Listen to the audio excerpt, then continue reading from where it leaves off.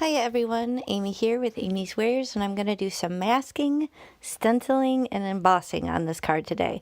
This is the gorgeous new Lush Flowers stencil, part of the June release at A Colorful Life Designs. And this is an older stencil set, also from A Colorful Life Designs. It's called Schmancy Oval. It's one of the fabulous, marvelous mask sets. You can see you get 4 openings, and then you also get the inner masking pieces as well. And these are so versatile and fun to play with. So there's tons of them in the shop if this is your jam. So be sure to check that out. And I have some cardstock here, and here are a couple photos of the finished card. So here's the front of the card and then also the inside to show you the direction and where we're headed in this process. Now to start, I took one of the Schmancy ovals and I'm just going to do some very simple ink blending first of all right on a card panel. Now this card panel is A2 size US 4 1/4 inches by 5 1/2. And I'm going to mask off this little corner that's poking out, and I'm going to come in with just some residual ink to start. So this is basically going to make sure I get all the details of that really pretty fancy schmancy oval, just to really kind of set the stage. Then I'm going to layer it up with the new stencil to really deepen the color and bring in the design of this Lush flowers. So I'm getting this lined up over the opening where I want it, and because of that masking stencil underneath, that's only going to allow the ink to go through the opening of that marvelous mask stencil.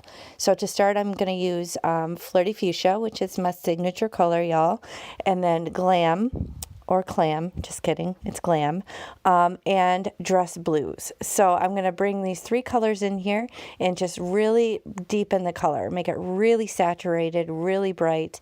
I'll bring in the Glam over it just to really kind of make it even more dramatic in spots, and then overlay it with that Dress Blues. Now these are all part of the party collection at Catherine Pooler. I know in the past, they've sold all the sets in these little 8-packs, but I think they're switching things up. So if you're wanting to get Catherine Pooler inks in kind of the original configuration with the 8-pack of mini ones, you may want to jump on that, because I know they're switching it up and kind of selling them in different configurations. So I'm going to remove this and look at that amazing detail. I'm so pleased with how this turned out. It looks almost metallic. So now I run it through my embossing folder. This is Modern Squares 3D, and look at the dimension on that, guys. This is one of my absolute favorite 3D embossing folders from Altenew. And now I'm figuring out what sentiment I want to use, so I'm shopping my sentiment strip book. These are all from LDRS Creative. I have some from, I think, Altenew in the front, but basically I have one binder now dedicated to specifically my sentiment strips, because I have one for my die cut sentiments, I have one for my critters, and now this one is for my sentiment strips. And this one, you can see, you're about to see some magic. This was actually white heat embossed on white, and then I was able to have it in there ready to go, and I can customize it whatever color I want for my card, which is what you're seeing here. So this says, "You are more than amazing." And like I said, it's white heat embossed on white cardstock. And now when I apply my custom ink color, then it will resist the ink, and then the sentiment will show through. So I'm just going to wipe this residual ink that's sitting on top of the embossing, and then that will show my beautiful sentiment for the inside of the card. Now to continue the design onto the inside of the card, I'm just going to do some very simple ink blending with this Lush Flowers stencil. Now I'm not going to apply more ink to my brush. I don't want it to be too dramatic like the front. I want it to be a little bit more subtle, because I need to be able to write over it to my recipient.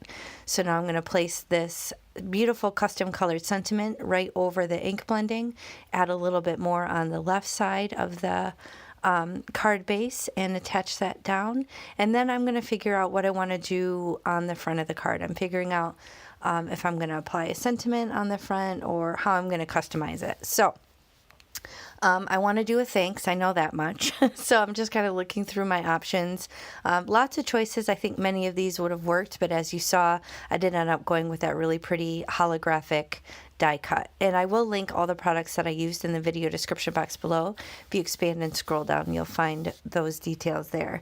So this one I was considering Darling. I think that's a Concord 9th. It's so pretty and scripty. I love that one. But I think the thanks ended up working well, and it went really well with the inner sentiment as well, saying you're more than amazing. So that friend also would have been really cool. I think that one is from Simon Says stamp, I believe. Yeah, I believe there's an inner and an outer layer. But this is what I chose. I added some resin drops to the front with some liquid glue and liquid glued that sentiment on the inside, and that's going to finish the card. So thank you so much for spending time with me today. I hope this inspires you to kind of mix and match your crafty goodies. And do be sure to check out the rest of the June release at A Colorful Life Designs. There's so many gorgeous stencils, plus 2 new stamp sets. So thanks for spending time with me today. I'll catch you next time. Bye.